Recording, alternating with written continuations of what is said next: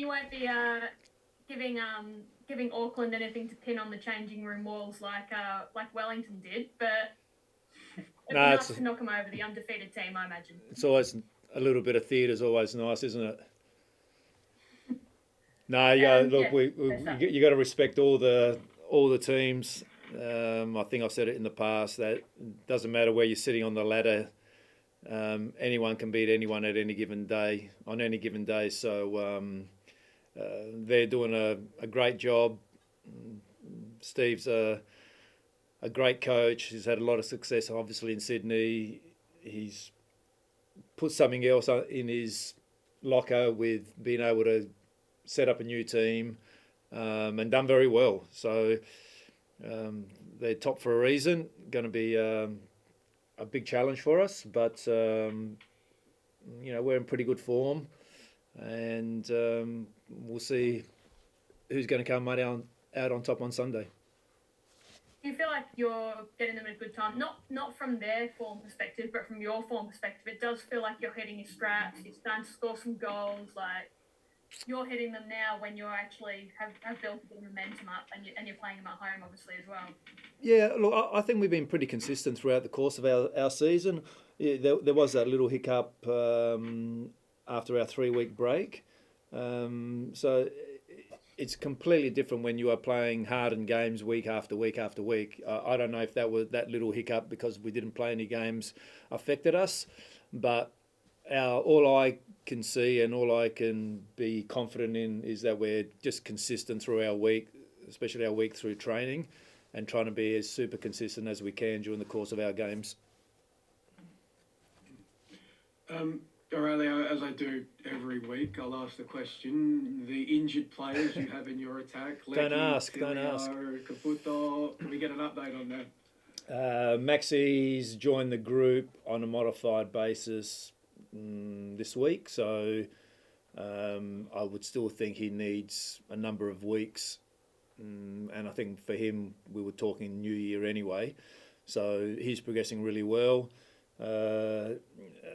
Lex is, again, week by week. Hasn't done much training. And Tilio started also this week and having some issues again. So to answer your question, none will be available. It sounds maybe...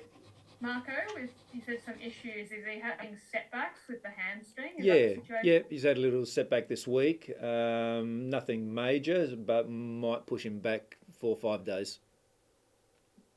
So maybe sounds like Lecky a target for the Christmas derby, play it by ear for the other two?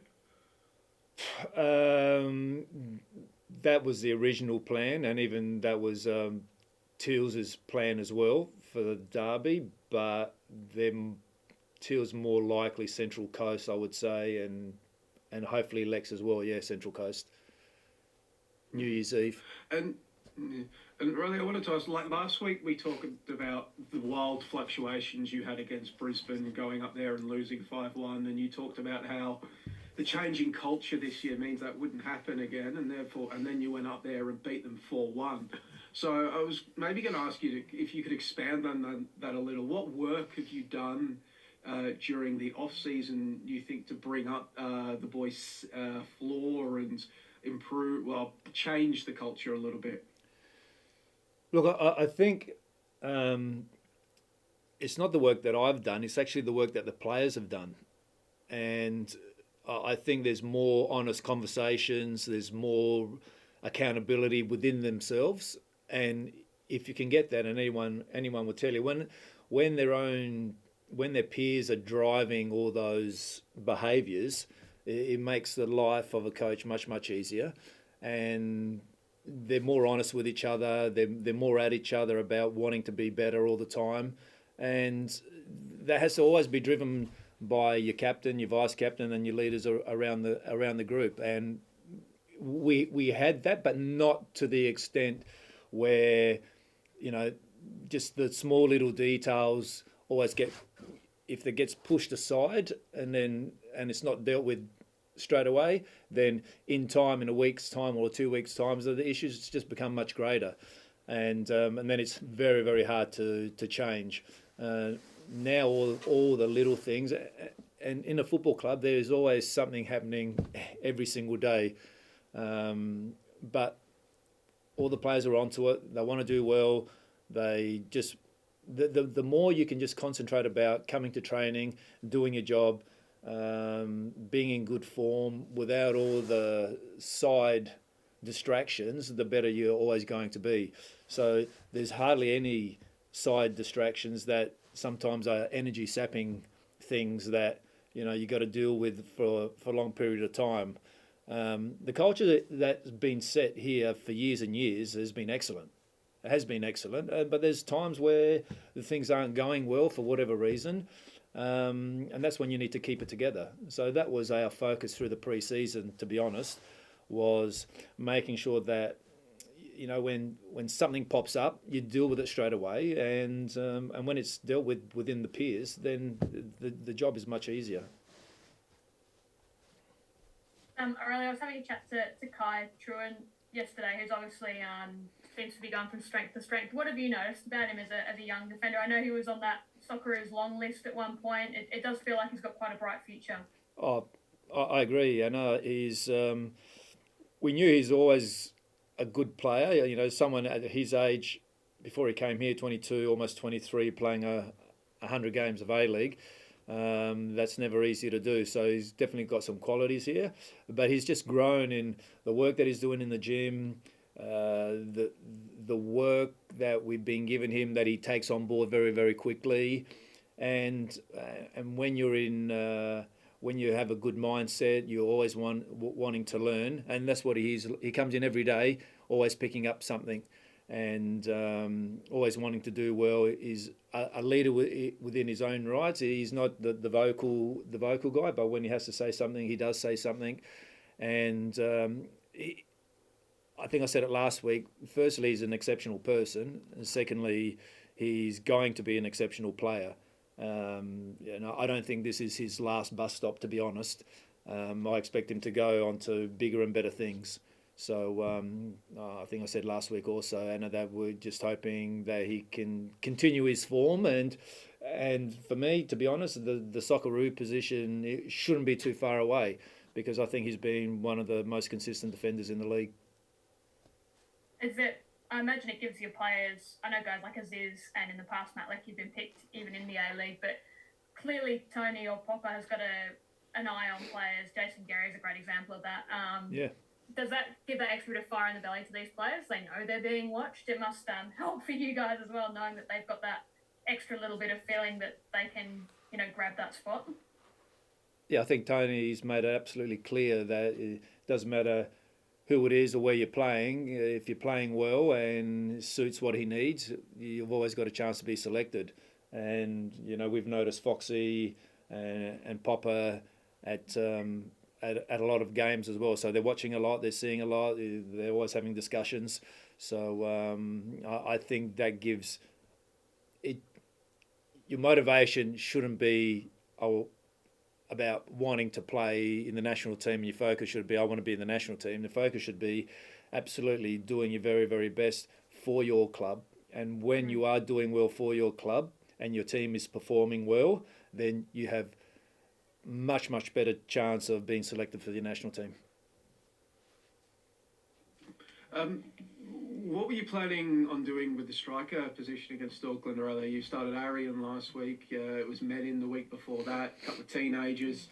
Do one of them get the start again? Do you shake it up a bit more with one of your veterans out of position? What are you thinking? All those things are coming into my mind, but we're going to persist with the kids, to be honest. And they're still learning. They're very inexperienced, but the only way you can get experience and live those moments is by actually being in those positions more often than not. So again, we're going back to another session today after our day off. So it's going to be a combination of Medin and Arion, and we see who's going to actually suit for this game. Last week Arion's starting debut wasn't easy, but we want to be aggressive. And again, he's he's come off last year of an ACL, so he hasn't had a lot of football in the last 12 months either. So we're always mindful. I'm always a little bit mindful of the very young boys like Medin, he's 17 years of age, that if you give him too much too quickly, then he can potentially have a setback somewhere down the track. So a little bit mindful of that. So if they're sharing the load, then they share the load. And on the subject of youngsters that you're backing in, Patrick Beach, 21-year-olds, he's been starting week in and week out, and seems like you're also really, entrusting him when your side has the ball as well. He's basically playing as a libero in possession for you. What have you made of Patrick so far? And just, I guess, what's driving, is it once again you're just backing him in to use his feet and be part of the side's build-up? Yeah, well, that's part of the philosophy anyway, Joey. So, that's probably one area that he still needs to continually improve. This is his first year senior football, to be honest. Everyone knows that. He's very, very confident player. It doesn't matter when he makes a mistake. He more or less forgets it and gets onto the next ball and the next action. So those sort of things don't faze him. Probably phases me more than him. But you need that type of arrogance. You need that type of mental strength to be a goalkeeper anyway. So that's an area that he'll continually need to improve. I said in the beginning of the year that he will probably cost us a goal or two during the course of the season because of those things. And that was already proven against Melbourne Victory. So sometimes as difficult it is to take as a coach, you have to accept that because you have to let the guy grow. The easiest thing is to take the safe option and go, no, we'll put Jamie Young back in because it's safe and it's easy. But that's not what we're about. We're about giving everyone an opportunity. Firstly, they've got to deserve the opportunity. And secondly, we have to keep encouraging them and try and get them to a level that's going to be more than acceptable. Firstly, to play here.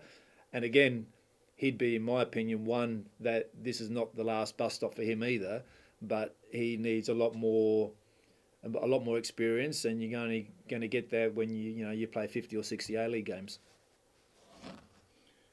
When we look at your side's spine, Aurelio, so often we see clubs loading up veterans in there, but you're starting a 21-year-old goalkeeper, 23-year-old centre-back in Kai, Zane Shriver's 19, and then one of three teenagers as your striker.